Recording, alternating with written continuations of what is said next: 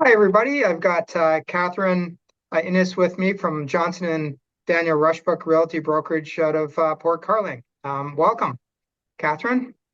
Thank you, Scott. It's great to be here. Um, and you mentioned to me that you would have a few questions for me I do. to be I able to certainly explain the do. market. I do. And Catharine is based out of Port Carling, and it's kind of the spot where the three lakes meet at Lake Rosso, and Lake Muskoka. And now, Catharine, how long have you been in real estate? Getting into my 19th year Oh, now. okay, awesome. So we started out a little bit south of here on Sparrow Lake, then we ended up living in Gravenhurst, and now we are right in Port Carling on Mirror Lake at the top of Lake Muskoka. So right in the heart of everything. Awesome. Yeah, I started the same time. So Oh, did you? Oh, in my great. 19th year, yeah. Yeah. So Catharine, just to set the stage a little bit, we're talking about baby boomers that are in transition here. They're looking at kind of navigating a volatile real estate market with the way things have gone before the pandemic. Prices were one thing, and through the pandemic, prices went up, the availability went way down, inventory got snapped up, and then we got into higher interest rates, and then all of a sudden, at least around here, prices were down, and the cost to carry was up a lot higher. How is the market doing up in the Muskoka area now, and the impact on people that are buying and selling real estate? Well, it's a really different market up here, Scott. For one thing, we always have fairly limited inventory in comparison to bigger centers, and they're only there's only so much waterfront. They're not, as the old saying goes, they're not making any more land. But having said that, the inventory is a little bit better this year. We're expecting that it's going to be a pretty brisk spring market. And we are not known to have wild fluctuations in prices, although I have to admit, during the pandemic, people went a little crazy. And there were a lot of people who were buying properties that they thought that they would speculate and use them as Airbnbs or some sort of rental property. A lot of those properties are going back on the market. It's been a bit more of a challenge for people, I think, than they had Right? expected. Yeah. Do So do they allow Airbnbs in the Muskoka area now, or yes, but I'm going to a meeting on the 13th at Muskoka Lakes right? Township, talking about, this will be the second meeting on that.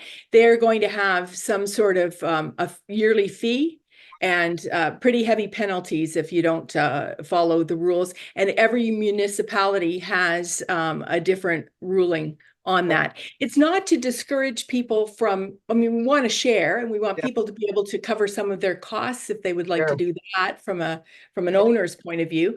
sure. But also it's nice to have to share a little bit and have people who can't afford to have a place come up and be able to use it. Right. But it was getting to be a free for all, and it was getting a little dangerous on the lakes with people not knowing what they're doing boating wise and things like that. So I've been there. I've been there. Saw that.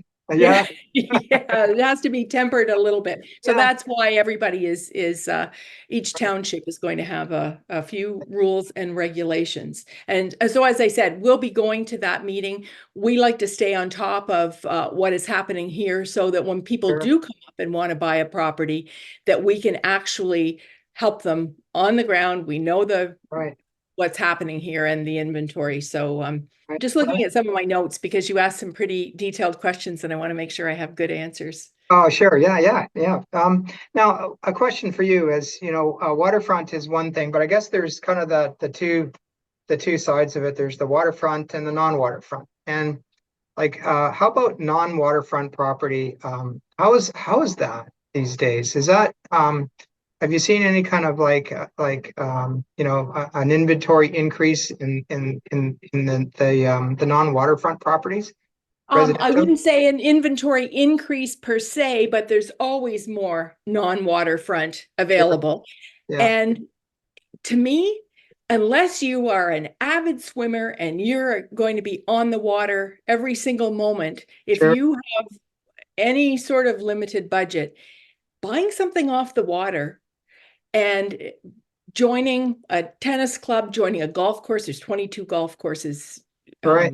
around here, or a sailing club, doing something along those lines Sure. is a really good alternative. So there are lots of Sure. options up here for Sure. doing that. Now, a lot of like, we're kind of focusing on baby boomers here that are, Mhm. kind of, resizing and getting out of town, out of the big city.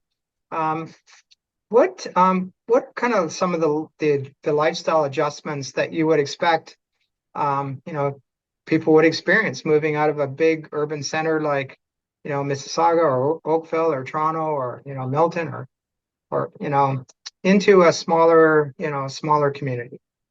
Well, I was raised in Oakville, but it Okay. was a couple of years ago. So the Oakville that I remember is much like it is up here now, that and not like Oakville is not nearly as busy as Oakville Right. is now, obviously. So it's much quieter up here. The Sure. traffic is much better. I mean, it gets a little crazier in the summer, but Sure. it's just so much more relaxed, Scott, than Yeah. it would be in the city. Sure. Um, but there's a lot being offered.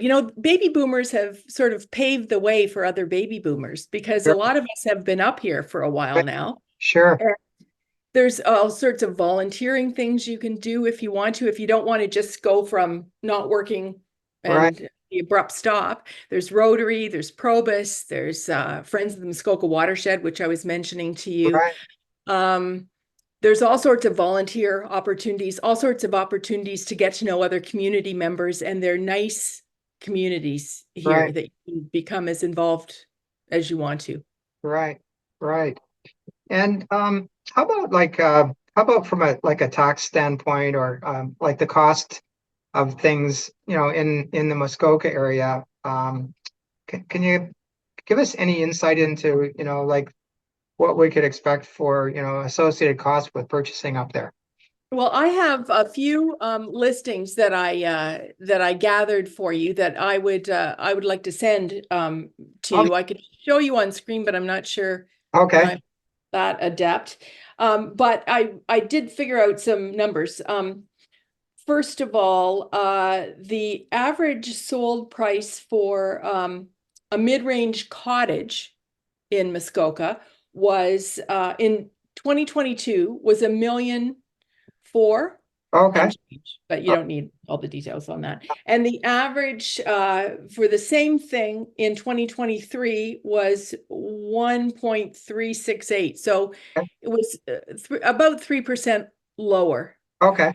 So Muskoka tends to be pretty stable in terms of the back and forth. I know that if your clients are in a position that they're thinking about moving fairly soon, Sure. they're going to be concerned about losing money on buying a property, and I think that shouldn't be a concern at all. I think that the market is really stable, and if there is any downturn at all, it always is just quite small. And we use 5 years as a rule of thumb. I think the only way that clients could really get themselves into trouble is if they're flipping and they need to sell it within a few Sure. Yeah. months. Yeah. Um, Did so you there's have you always that. Hmm? have you found that has been like a concern for anybody that purchased during the peak? A year or two ago, interest rates went up, their carrying costs went up, and now do you find that there's any kind of an issue there for people that are in a bit of a crunch, or did people kind of skip through that? We've heard that, but that is, I've heard that from my broker. We personally, fortunately, don't have Yeah. any Yeah. clients in that situation, Yeah. but it tended to be the people who really stretched and went out on a limb to buy property for renting it as an investment. Right. Um, and not as a boomer thinking, okay, we want a different lifestyle, we're going to move. Right. Right. It's those people who had to have a certain number of rentals Right. to pay for their property Right. have found it a little challenging. Otherwise, it doesn't seem to have been a Yeah. big issue. There hasn't Right. been big problems there.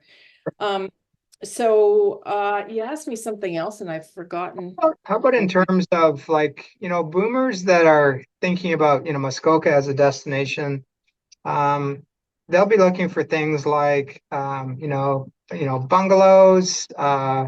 townhouses, maybe condo apartments, but a different kind of a space than what they were, selling here in the city or living in a family home where you've got the big 3,000 square feet, 4 bedroom, kind of a home. So from the standpoint of that kind of a need for a housing, what's available up, in the Muskoka and kind of where do There's people? lots of opportunity. So everything from South Georgian Bay, Port Severn area to Port Carling to we go into Perry Sound a little bit too, based on what Oh, our clients, I don't right. send off clients just to see one place Yeah, in sure. Perry Sound. It's in their price range and what their criteria is. Right, sure. So there's Huntsville, Bracebridge, Gravenhurst, Bala. There are lots of different centers and there's tons of options, Scott. It's amazing. So you asked about condos versus freehold or, detached homes and townhouses, Yeah, sure. everything. And there's condos in high-rise condo buildings, as I tend to think of condos, but there are Right, also condo townhouses and there are condo um, detached freehold places. right, The condo part being the maintenance. right, So all of your snow plowing is done, all of your lawn and everything is taken care of. So you're still living in a single family home, right. but everything taken care of for you. Yeah, less Some of them maintenance. Yeah, come with a golf membership.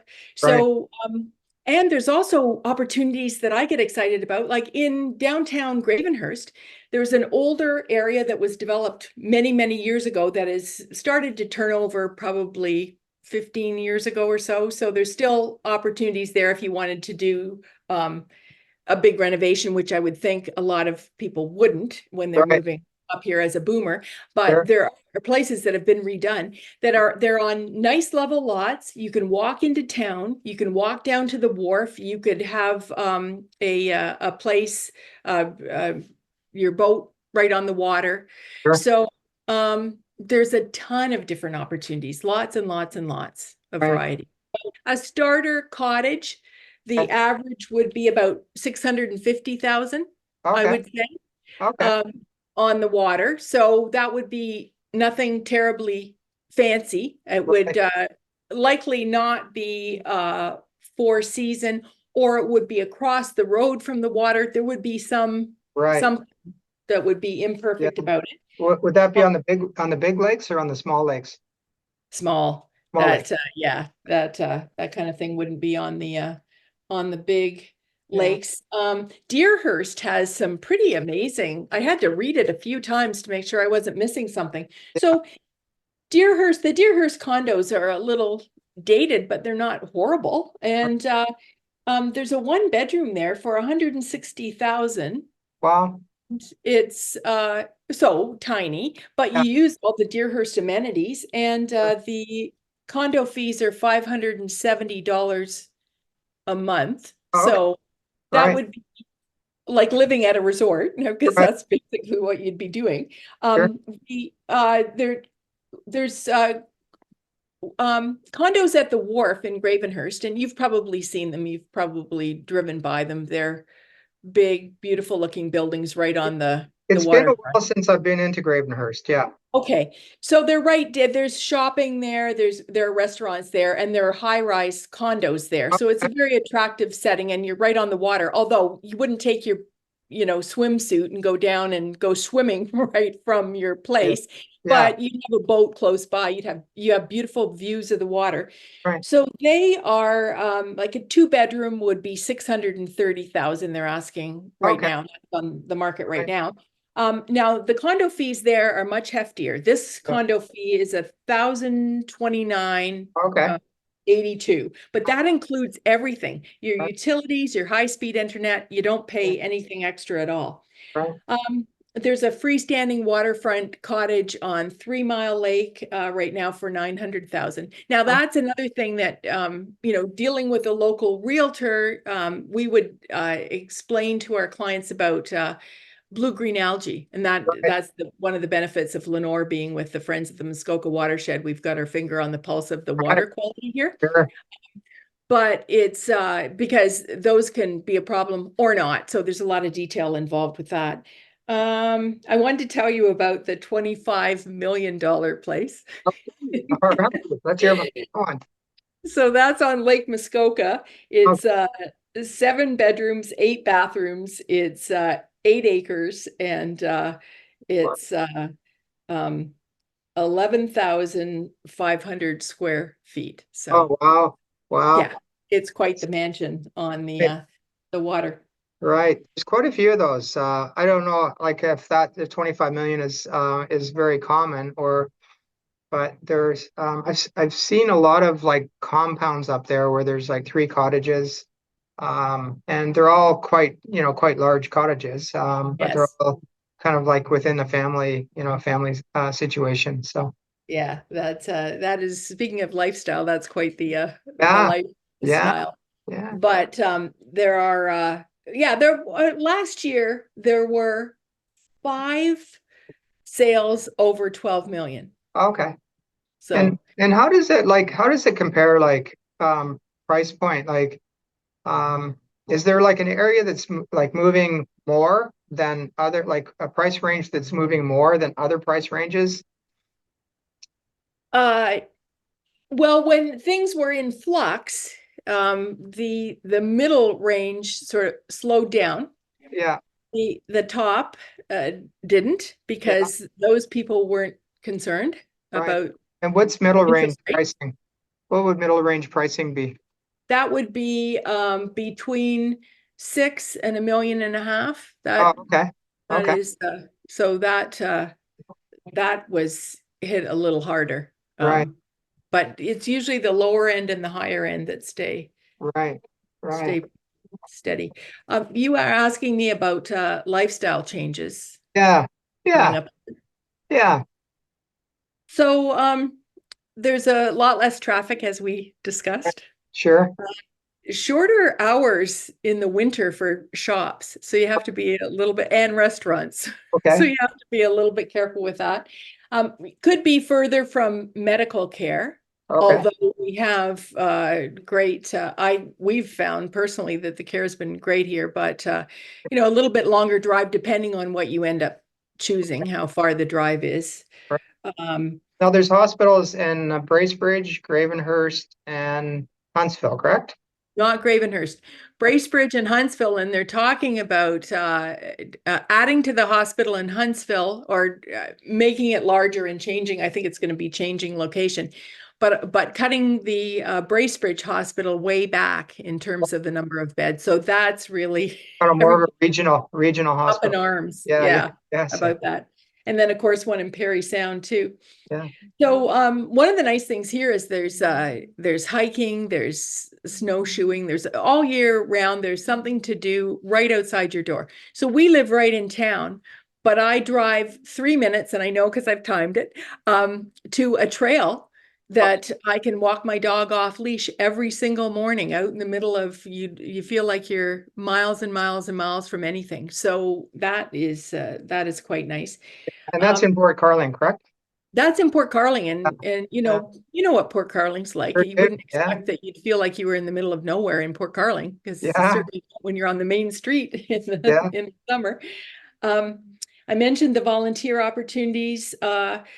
People would need to be aware of property maintenance and protecting their shoreline, and making Okay, sure that they got some information on what should and shouldn't be planted and what should be done there in terms of right. protecting water quality. Oh, there's the train is coming back. Oh, So okay. I'm kind of excited about that. Oh, cool. It's the, Awesome. the Northlander, and Oh, it's supposed to be back this year. right. Okay. So that'll And be helpful, is I that think. is that gonna come right into like into Bracebridge, or where does that? Yes.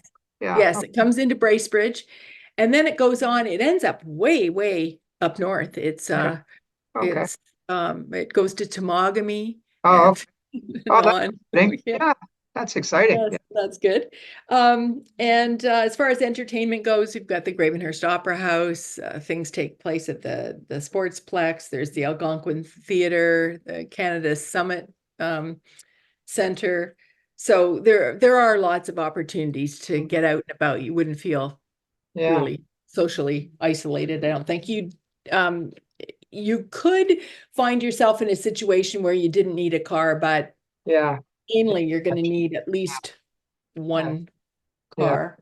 Well, it sounds like it will be a draw for family to come and visit. That's for sure.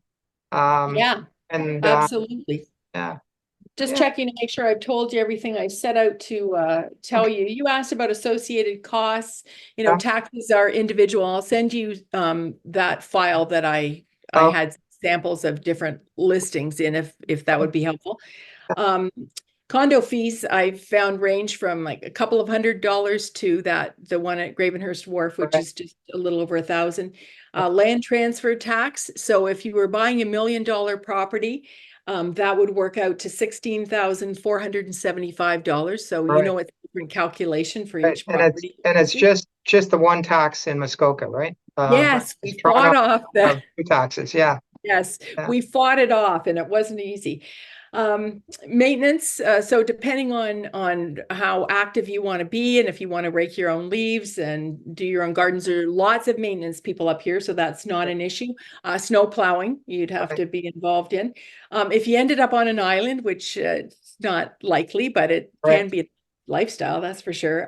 You pay for garbage pickup. You'd have to consider boats, the cost of the boat itself, and right, then keeping it at a marina perhaps right. over the winter, Sure. and some sort of boat storage. Oh, and snow tires for your car in Okay. case you've been getting away with not having them in the city. Okay. Yeah. Awesome. Yeah. Well, it I think there's some opportunities now. I get a sense that now things have maybe settled out a bit. Um, is there anything else you can kind of add to, anybody that's sitting on the fence and they're going, the market's been so volatile, I don't know if this is the right time. Well, I could introduce them to clients who wish they had purchased years ago and are Yeah. still waiting. Yeah. That Sure. it's the best time to buy real estate is about 10 years ago, right? And the Sure. second best time is probably Yeah. right now. I Yeah. think we have evened out quite a bit. Oh, and that's one thing I wanted to tell you about this market that's a little bit different. People, there's always variables, but people tend to wait it out. Sellers tend to wait it out in this market. Okay. They don't, it's not like in the city where you need to sell your place because you have to move to another All right. place. Like this is often a second property, and if they don't get the money that they want for it, Okay. they may adjust a little bit, but they'll wait it out. So I think it's good timing. Now, interest rates, our son is the CEO of a credit union. Okay. And so I'm always bugging him about getting help with something financial that I want to know. So he told me that there's an 80% chance of a cut in June, Okay. 100% in Yeah. July, Yeah. uh, 90% chance of a second cut in September, 100% chance in October, Right. and a third cut by December, and also 4 cuts are predicted in 2025. Right. The reason that I think that buyers shouldn't wait any longer if they don't need to worry Right. about interest rates if they're going to have their own equity Yeah. is because once this starts to happen, Sure. everybody's going to jump back in, Yeah. and it's a nice time to be able to look without Sure. having. I hate it when there's the competitive situation, don't you? When they're I do. And this last year, we were out of that. And as a matter of fact, even in the fall, things weren't really moving. But what we're finding now in January here in Mississauga is that showings are way up, which is a leading indicator for sales. And sales are way up. So things that were not selling in October, November, December, all of a sudden in January, they're off the market. And even at some price ranges, multiple offers are happening. So I think we've really seen quite a spark here, and I think that buyers are getting off the fence and getting moving, because I think the deals are probably now that you wouldn't get deals in, as more people are coming into the market.